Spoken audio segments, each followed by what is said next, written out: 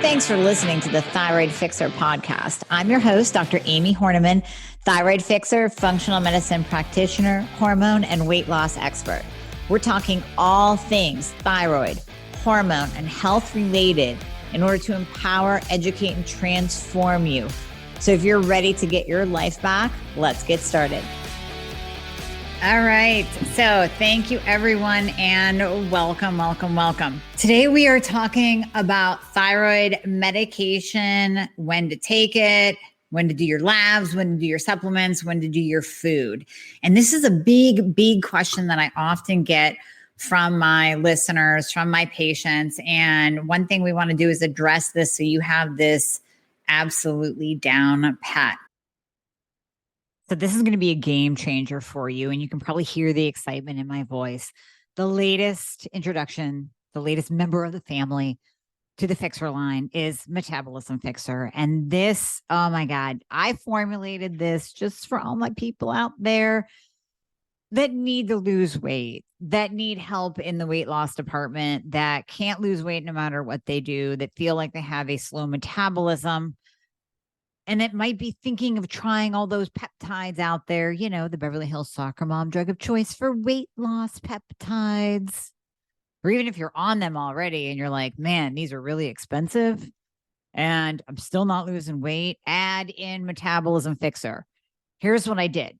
I took the power of T2, which increases your basal metabolic rate while you are sitting there watching Netflix. You're burning fat while you're watching Netflix. I combined it with a very unique patented ingredient called Suppressa.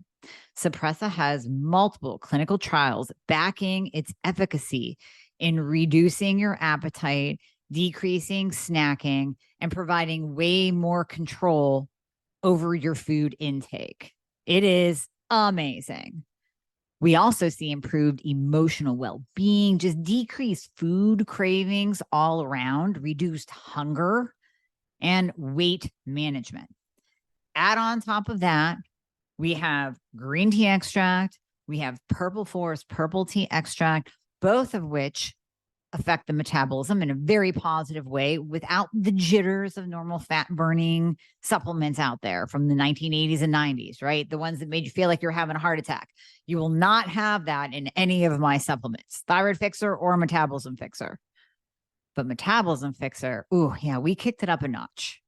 It is in powder form, so you can drink it through your day. It's going to flavor your water. We got orange crush and refreshing citrus. I love them both.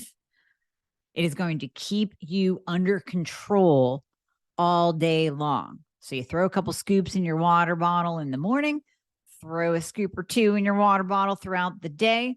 You will have fat burning and appetite control the entire day for what? An eighth of a price of the peptides? Oh my God, you can't go wrong. So grab some Metabolism Fixxr today. Please let me know how you do on it. I am super excited for you. Super excited. Okay. So when we are talking about thyroid medication, you always hear me say, I want you to take your meds in the morning on an empty stomach. So let's break this down. If you are on natural desiccated thyroid medication, that's NDT, that contains T4 and T3 together in its natural desiccated form, meaning derived from a dried up porcine pig gland, sometimes bovine, usually porcine. And, you know, we've been having a lot of problems with this recently, just as a kind of a side note, a lot of issues with NDT medication. Even now, Armour, even though it hasn't been recalled, we're having issues with that.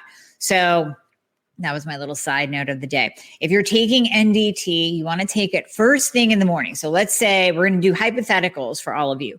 Let's say hypothetically you are on 60 milligrams of Armour and you take 30 in the morning as soon as you wake up. So that's great. Empty stomach. You have it sitting right next to your nightstand. You pop open your eyes. There's a glass of water right there. You grab it, you take your med, you drink it down, and you wait 1 full hour. And I mean this, 1 full hour. You wait 1 full hour before taking any kind of food into your system, before taking any other supplement, and before drinking coffee. Now, there was a study done. This was on T4, but this applies to NDT as well because T4 is in NDT. There was a study done where it showed a group of people who waited 40 minutes, 40 versus 60 minutes, and the absorption rate was crazy. Huge difference. It was like 80%, 86% absorption rate at the 60-minute mark when people waited a full 60 minutes to eat or drink versus like 60 something percent when they waited 40 minutes. So that extra 20-minute wait made a huge difference in absorption of thyroid medication. So it's vital that you wait that full hour. Now, I know many of you are probably looking at your prescription bottle going, well, it says only 30 minutes here. And my doctor said that 30 minutes was enough. Trust me, if you want proper absorption of your thyroid medication, I want you to wait one full hour. Now, so you wake up, you take that NDT, and this applies to T3 as well. Let's say you wake up and you are taking T4 and T3 medication. Same applies, but we're going to go through that scenario. So hang tight, my synthetic T4, T3, or T3 only users. So you're taking your NDT, and then you take that other 30 milligrams later in the afternoon. So 2 p.m., 1 hour before, no food, no coffee, no supplements. 1 hour after, no food, no coffee, no supplements. 1 hour on either side of your medication is a must. And then you can eat, you can drink, and you take your other supplements. Now, when we're talking about supplements and NDT, when we're talking about supplements and any thyroid medication, but we're on the NDT scenario right now. With iron or anything containing calcium. Now, I'm not a fan of calcium anyways, so probably shouldn't be taking that on its own. If it's in a formula like Osteoforce, where we're using that instead of the Sally Field bone medication, that's cool. A little sprinkle of calcium in with, your boron and your mag and all that. That's great. But anything with calcium or anything with iron, like my Ferrochill iron users, you're wanting to get that iron up. You're wanting to get the ferritin up to improve your hair, to improve T4 to T3 conversion. 4 hours away from thyroid medication. So I always tell my patients, just if you're doing a split dose and you're doing the morning and you're doing again in the afternoon, like a 1 or 2 p.m., throw the iron in at like dinner time or after dinner. You're probably going to want food on your stomach anyways to take iron. The Ferrochill version by Designs for Health is very, very gentle. No GI distress, no constipation. But many of you are on an OTC, over-the-counter iron or prescription iron, and it's a little bit rough on your belly. So you want 4 hours, and take it with food, and then you're safe. Now, I know some of you have heard chatters about magnesium needing to be 4 hours away from any kind of thyroid medication. Honestly, no.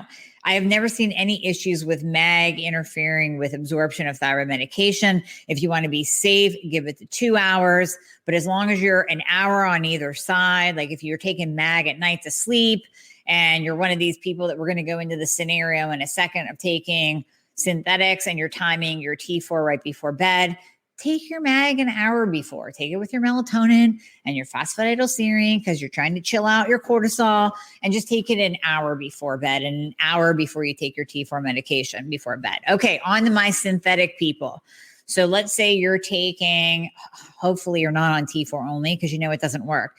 But if you're on T4 and T3, you're separated. So you're on T4, Levo, Synthroid, Tirosint. You're on T3, Cytomel, liothyronine, and you're taking those separately. I like for my patients to take T3 in the morning. So when they first wake up, open your eyeballs, grab the med, grab your water, take it down, take that first dose of your T3 first thing in the morning, wait 1 full hour. And I know T3 gives you a little bit more leeway. And like I always say, when you're totally optimal, you can play around with maybe 45 minutes, maybe a half an hour to drink your coffee. But if you're not optimal yet and you're still struggling with symptoms, don't mess with that. Don't be drinking coffee at like the half an hour mark after you take your T3, because I just told you you have a little bit more leeway with it. Don't do it. So T3 has to be split dose. That second dose of T3 has to be in the afternoon. So that's where you're taking it at like 1, 2 p.m. Again, empty stomach. So 1 hour before and 1 hour after, no food, no supplements, no coffee for your afternoon energy boost, Nothing. 1 hour on either side because you're split dosing it and you're wanting that T3 to stay up in your system, to give you that energy boost, to give you that excess metabolism. We want that metabolism nice and high throughout the day. So T3 split dosed, 1 hour, either side of it, no food, no coffee, no supplements. Now for the T4, you're going, well, where do I put my T4? I thought I was supposed to take my T4 in the morning because my doctor told me to take my T4 in the morning. Take your T4 right before bed. And I've talked about this on other podcasts as well, but I'll go over it again for any of my newbies, or if this is the first one you're ever listening to. There is a very, very strong study out. When I say strong, I do, of course, look at the biases and anything that's kind of compounding the results and messing them all up. But there's a very, very strong study that shows that taking T4 right before bed, like literally lay it on your little pillow, lay it on your pillow, and right before you go to bed, take your T4 medication. And of course, your melatonin and your mag was an hour beforehand, right? Take your T4 right before bed. That seriously improves absorption rate. Big, big, big time improvement in absorption rate with T4 taken right before bed. So try that. And I know you have to do like 3 different alarms, right? So you got to remember to take it right before bed. Like I said, set it on your pillow. No food 1 hour before either. So don't be eating all the way up to the time that you go to bed. You want 1 hour of no eating before you go to bed as well. Water is fine. A little bit of herbal tea, that's fine too. But 1 hour before you go to bed. Even herbal teas though, you got to watch some of those, or if you're doing something like a chamomile, you're safe. But my tea drinkers in the morning, you still have that 1 hour rule. If you want to do a little bit of chamomile with warm lemon and something like that, that's fine. But it should be, the chamomile can be within an hour. Any other kind of herbal teas need to be spaced out by an hour. So you're taking your T4 right before you go to bed, laying that on the pillow. You got to set an alarm for your afternoon one because it's not usual yet. You're not in the groove, right? It will become second nature. It will become literally like you won't even have to think about it anymore. It will totally become second nature. But I want you to take that in the afternoon, set an alarm 1 to like 3 p.m. And I sometimes will adjust this based on my patient's tank and energy. So if you're tanking at noon, maybe you take it at like 11:30 or 12. I know that's kind of squishing the doses of T3 together, but hey, it's better than taking it all at once, right? It's better than dropping that T3 bomb on you in the morning. And then you go, wait a minute, I can't deal with this dose. It's way too high. So when we split it up and we give you that extra dose in the morning, we're not only not dropping a T3 bomb on you first thing in the morning, but we're splitting it up to give you metabolism throughout the day and to keep your T3 up throughout the day to help with your energy. So if you're tanking around noon, yeah, you could take it around 11:30 or 12. Most people tank around that 2-3 p.m. mark. And that's where I tell you, take it between 1 and 2 p.m. because that will help significantly. Okay, so we did NDT, we did the synthetics. NDT and compounded are basically the same. We treat compounded just like we do NDT because that's T4, T3 combo, no matter what the ratio, and supplements. So all of your supplements, like I said, don't burden yourself too much with thinking of when to time your supplements with this. An hour, an hour, an hour, an hour away, an hour before, an hour away, an hour before, an hour after, an hour before, except with calcium and iron. There's nothing else. I mean, gosh, if you're on some kind of high dose fiber, which you shouldn't be on, that you might want to go like 2 hours, but there's nothing else. And any kind of like binders, if you're on some kind of like a mold detoxification protocol and you're taking a binder, that we're going to put probably 4 hours away, definitely. But anything else, your normal, I'm not talking about special cases. I'm talking about average everyday people who are taking vitamin D and mag and berberine, if you're one of my patients, and with insulin resistance, and you're taking the keto nootropic drink, and you're taking some selenium, and you're taking some iodine. 1 hour, 1 hour. Don't make this too hard on yourself. You don't need a schedule. I've had people write out schedules and send them to me, and don't overcomplicate a very simple issue. 1 hour on either side. So if you're on T4 only and you're stuck on that, the best thing you can do is actually take it right before bed, because you're going to improve absorption and you're going to lower your reverse T3, which is what we want to do, and increase your free T3. So this particular study, all the numbers improved. Now, that being said, if you're on T4 only, you're probably still a little bit screwed because it doesn't work on its own. And if you don't convert very easily, if you have issues with conversion and you're not working with a practitioner who's addressing those issues with conversion, then it doesn't matter what time of day you take it, you're still going to be screwed because that T4 isn't going to convert to T3. And here we go. Right. So hopefully that helps with the food and the supplements and the timing and the thyroid medication and all of that fun stuff. Now, I have a couple of questions coming in that I definitely want to reach out. Okay. Can't get a rhythm on the weekends. How bad is 2 days going to affect me? I'm not sure what you mean, can't get a rhythm on the weekends. How bad is 2 days going to affect you? I don't know if you mean 2 days off. So that brings up another topic in terms of dosing. Many doctors will say go up or down in your dose on the weekends. I am not a fan of erratic dosing of thyroid medication. If it's an extreme case, I think really I've had one patient in maybe 20 years where legitimately when we looked at her and I can't even tell you the exact reasoning. When we looked at her labs, it was like, okay, well, maybe just to keep you on that dose of T3, but maybe to bring it down on the weekends, because that's when you tend to be like more hyper or whatever. Maybe we dropped it. Actually, I don't know. I just hate it. I hate that sporadic dosing of thyroid medication. There's no rhyme or reason or logic to it. I guess it's to get to an end average at the end of the week. But when we're talking about T3, doing that with T4 is absolutely pointless. That's just stupid because T4 it acts on the body for a week. So do you think dropping your T4 dose on the weekend is going to make any difference whatsoever? I mean, maybe it's like a psychosomatic effect where you say, well, I felt a little bit better dropping my T4 on the weekend. No, you didn't. It didn't make any difference.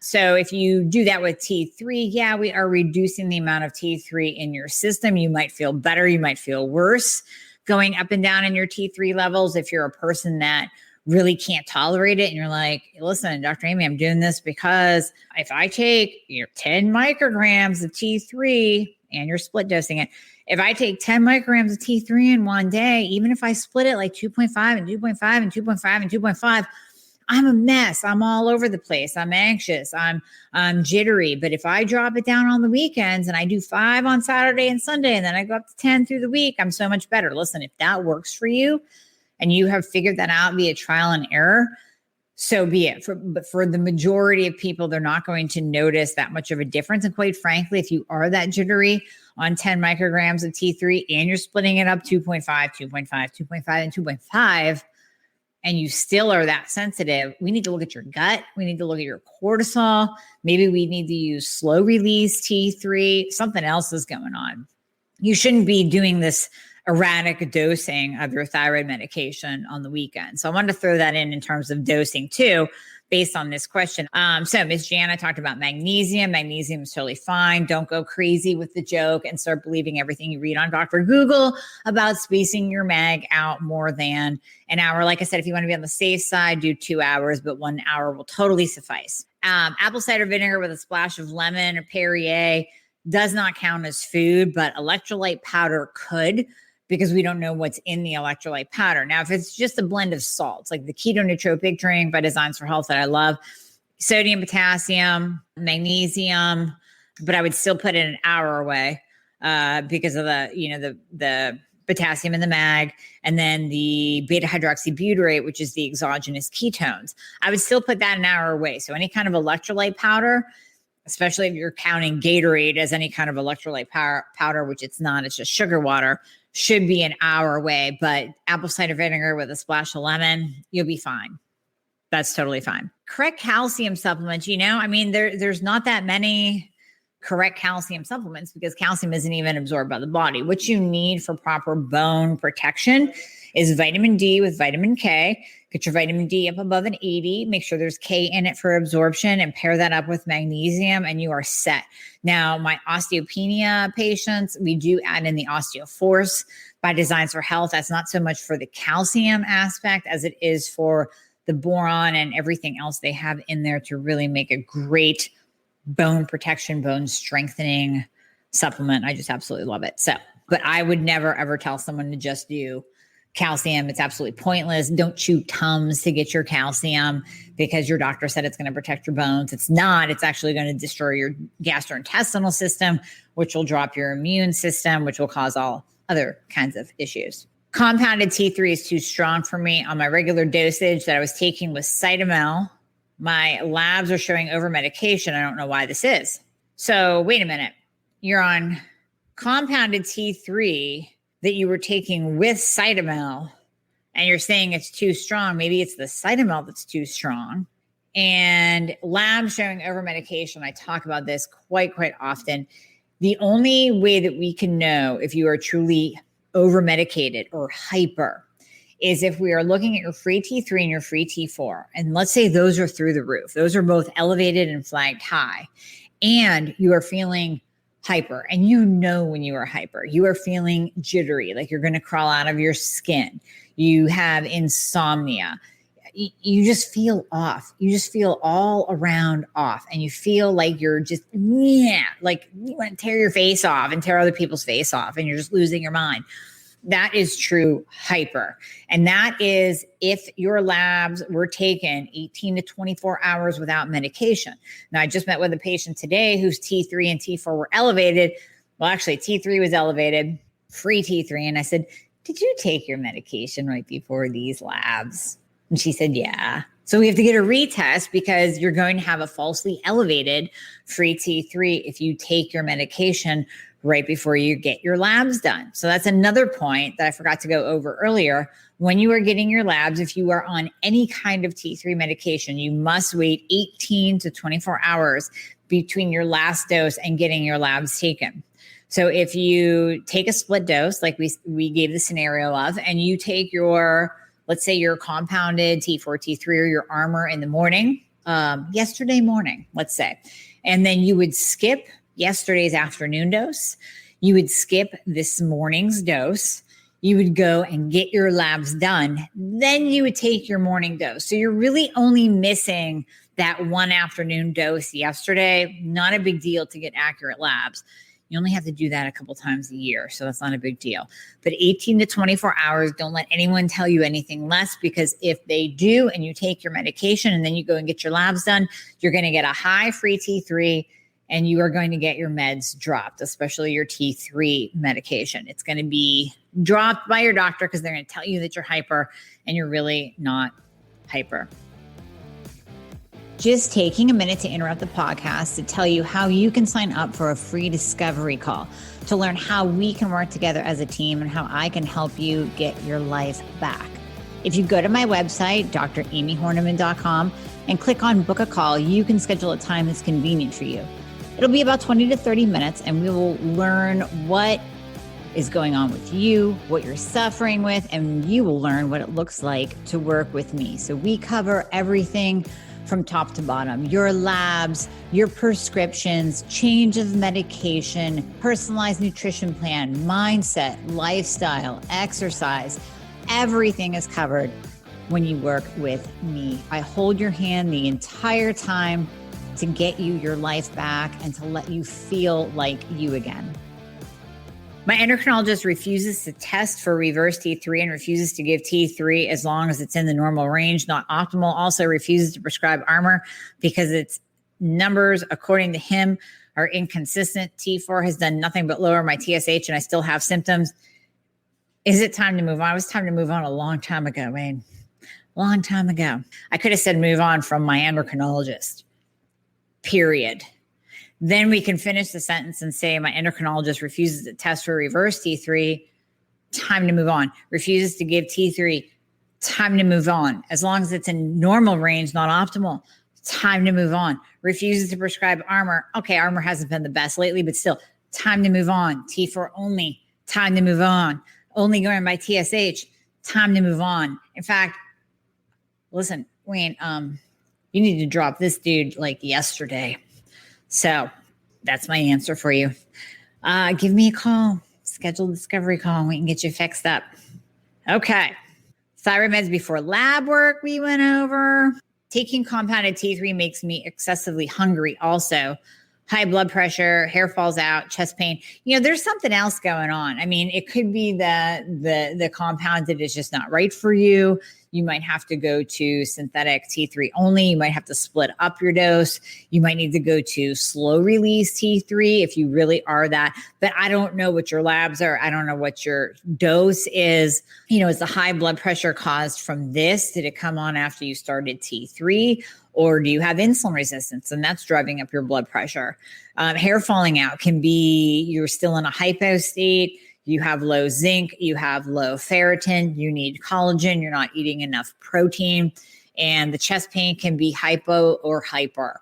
So that's where those lines, that's where functional medicine comes in, getting actually to the root cause of a problem and not just treating one thing and then treat one thing and then treat one thing. And that even goes into the whole nutrition realm. We can't just give you a diet without optimizing your thyroid, without optimizing your hormones. It's not going to work. It has to be both and. You have to do both things together.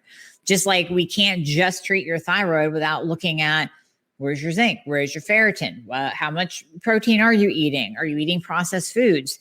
Are you eating gluten? That can cause your hair to fall out too. Are you just on compounded T3? Or are you taking T4 as well? Are you taking the generic form of T4? That can cause hair to fall out. That can cause chest pain. That can cause heart palpitations. So there's many different factors coming into play with that particular question. T3 at 3 a.m. should I take at 11? Yeah, if you're getting up at if you get up to go to the bathroom every night at the same time, and that's when you take your thyroid medication because it's laying on your nightstand, you have your glass of water. If that's when you want to take your medication, so be it. Just 3 a.m. and then, you could easily do 11 or 12 a.m. And then you kind of have that. It doesn't have to be exactly 12 hours, people. There's really no way you're going to do exactly 12 hours. I mean, if I take mine even at 6 a.m., I'm not taking my second dose at 6 p.m. It would keep me up at night.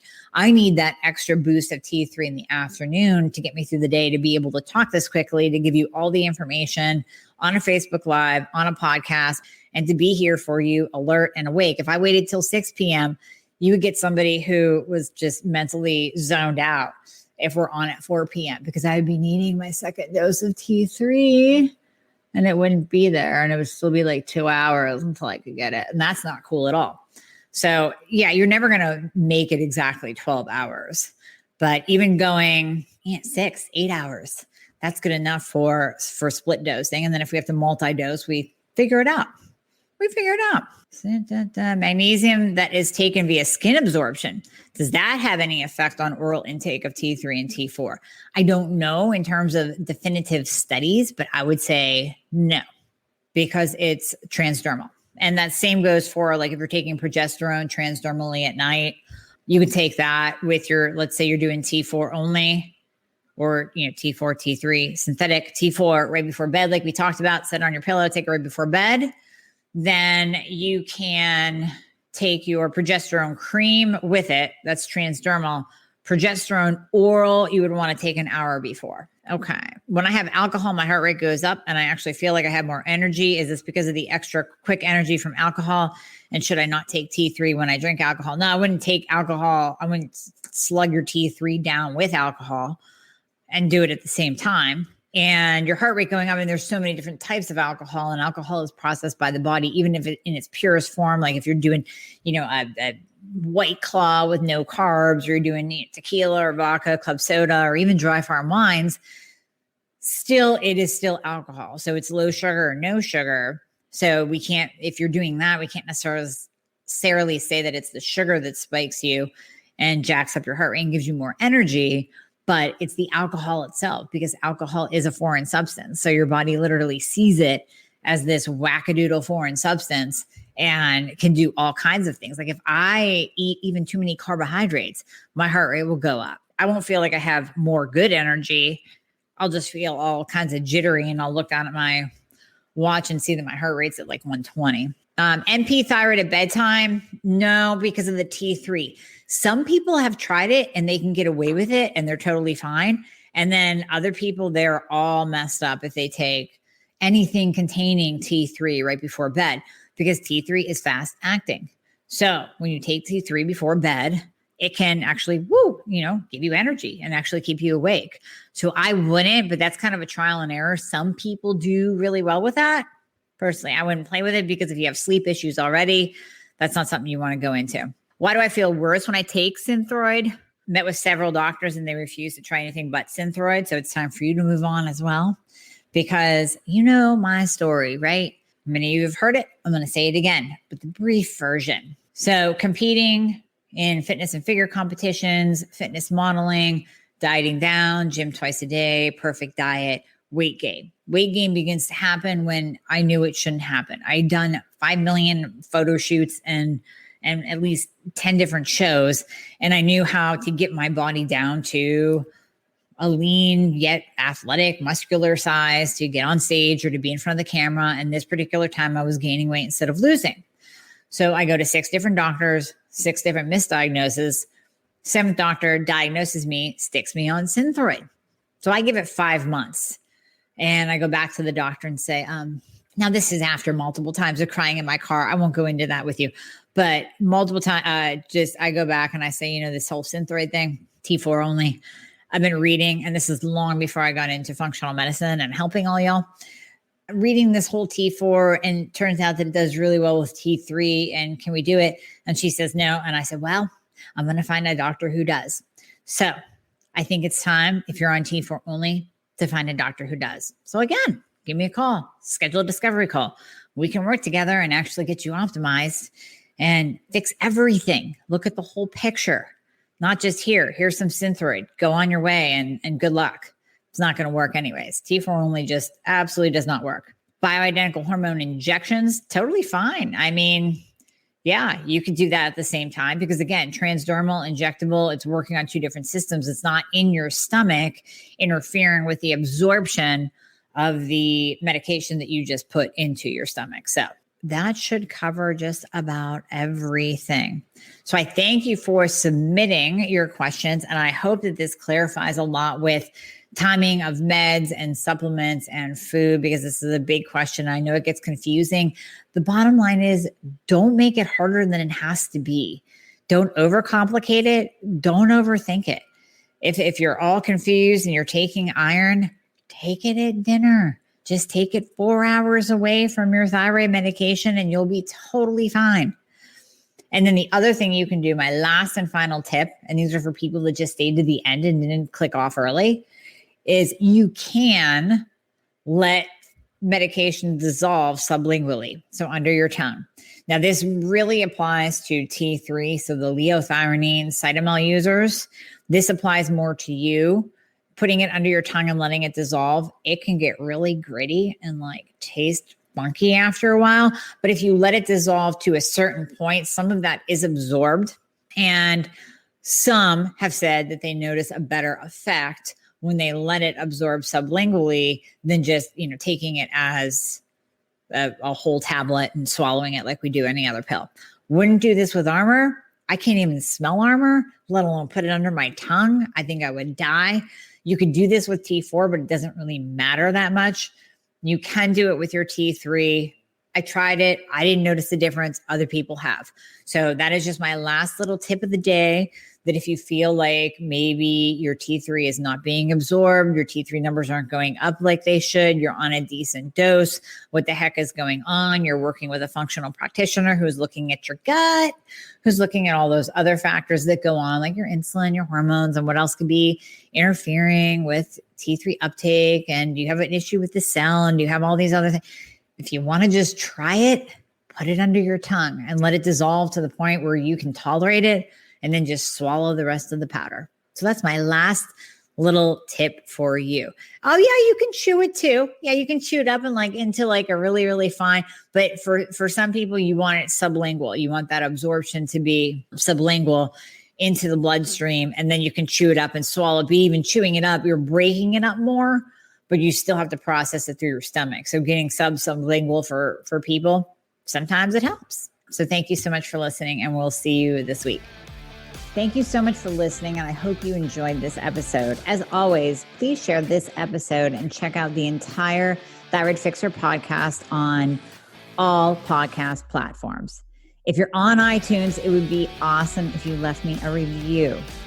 And just a reminder, anything you hear on this podcast is not intended to diagnose or treat, so you always want to check with your doctor about any advice given on this podcast. And if you'd like to schedule a discovery call, please refer to the show notes for all the links. Everything that we talked about in the podcast will be in there with a guide for you on how you can get your life back. Let's get you fixed.